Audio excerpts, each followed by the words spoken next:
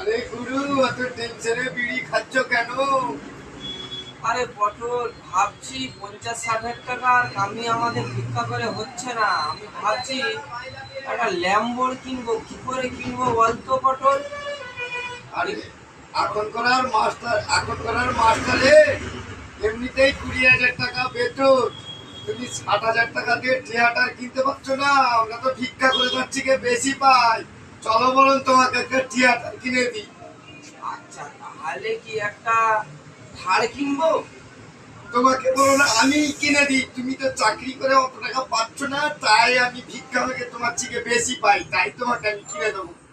আচ্ছা তোমার পটল। চাকরি করেন বড় লাভ নেই। আচ্ছা পটল, ঠিক আছে। পটল, তাহলে তোমাদের কলাঘাটের রাস্তায় চলবে না তো ওই ল্যাম্বোর? তাহলে কি থার কিনবো? তাই বরঞ্চ চলো কিনে আসি। আচ্ছা, তাহলে পটলটা এই অবধি। ঠিক আছে, চল পটল, চল কিনে আসি, কাটিস। চল।